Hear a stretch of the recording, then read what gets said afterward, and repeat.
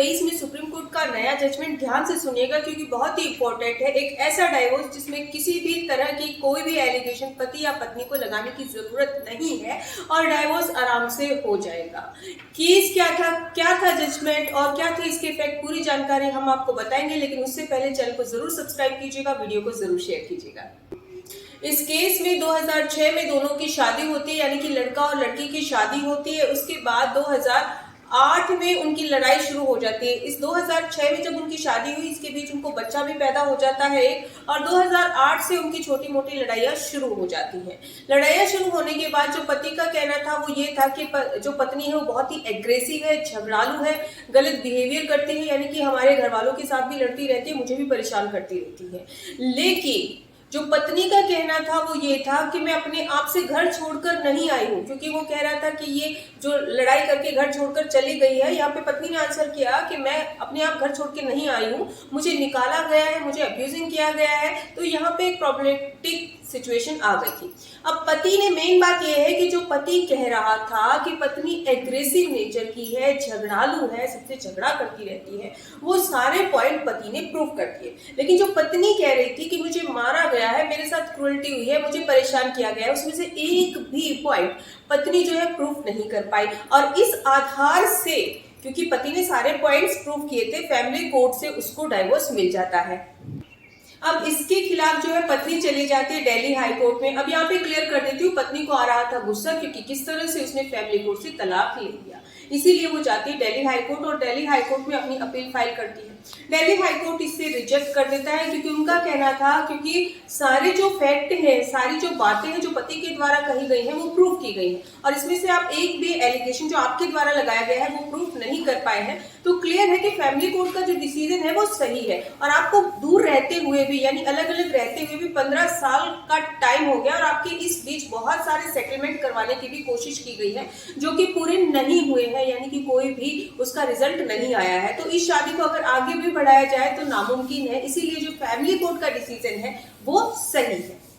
Delhi high court इसके साथ साथ एक महत्वपूर्ण बात कहता है कि आजकल बहुत से ऐसे केसेस आ रहे हैं जिसमें कि हस्बैंड एंड वाइफ साथ नहीं रहना चाहते, और इसीलिए क्या है वो एक दूसरे के ऊपर गलत इल्जाम लगाते हैं, क्योंकि उन्हें डाइवोर्स चाहिए होता है। तो यहाँ पे क्लियर कर दे कि ऐसे इल्जाम लगाना जरूरी नहीं है। अगर हस्बैंड और वाइफ डाइवोर्स चाहते हैं तो एक दूसरे के साथ गलत करे, ये जरूरी नहीं है। अब यहाँ पर उन्होंने ये भी क्लियर किया कि आजकल बहुत से ऐसे केसेस आ रहे हैं जिसमें कि ना तो पति ने उसके साथ क्रूरल्टी की होती है, ना ही पत्नी ने उसके साथ क्रूरल्टी की होती है, ना अडल्ट्री की होती है, ना लड़ाई झगड़ा किया होता है, ना दहेज मांगा होता है। लेकिन फिर भी शादी के कुछ ही दिनों बाद, महीनों की तो बात छोड़ दो, कुछ ही दिनों बाद जो है पति पत्नी का आपस में रहना मुश्किल हो जाता है, वो एक दूसरे के साथ नहीं रह सकते। जबकि बात कोई बड़ी नहीं होती है, छोटे मोटे डिस्प्यूट होते हैं, छोटे मोटे लड़ाई झगड़े होते हैं, छोटी मोटी असहमति होती है, कोई बड़ी बात नहीं होती है। तो ऐसे केसेस में क्या करना चाहिए, हिंदू मैरिज एक्ट में इररिट्रेबल ब्रेकडाउन ऑफ मैरिज का एक ग्राउंड बना देना चाहिए। क्योंकि कई बार क्या होता है, हस्बैंड एंड वाइफ दोनों ही एक साथ नहीं रहना चाहते, लेकिन अगर उनको पता है कि अगर वो कोर्ट में आके कहेंगे कि ठीक है भाई हम एक दूसरे के साथ नहीं रहना चाहते और हमें डाइवोर्स चाहिए, तो यहाँ पर इजीली उन्हें डाइवोर्स नहीं मिलेगा। इसीलिए वो क्या करते हैं, एक दूसरे के ऊपर ब्लेम कर देते हैं। देखिए, अभी तक इररिट्रेबल ब्रेकडाउन ऑफ मैरिज का ऐसा कोई भी सेक्शन 13 में ग्राउंड नहीं है।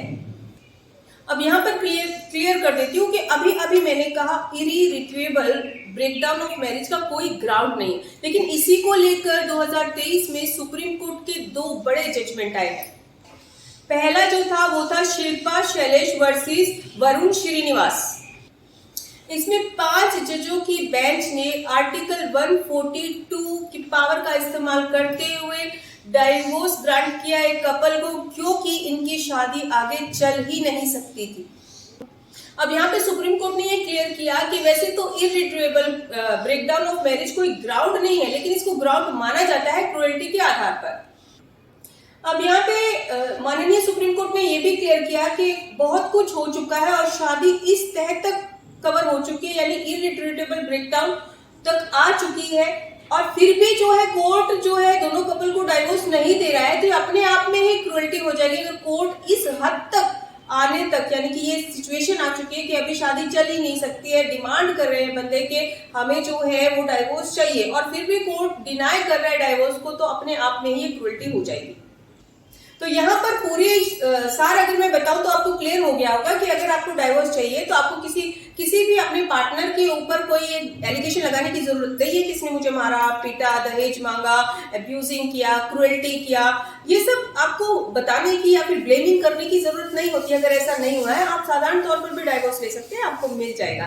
तो मुझे कैसी लगी जानकारी पूरी आप हमें कमेंट कर बताइएगा। फिर भी अगर आपकी कोई क्वारी है हमसे तो व्हाट्सएप नंबर पर हमसे अपॉइंटमेंट लेकर बात कीजिएगा। धन्यवाद।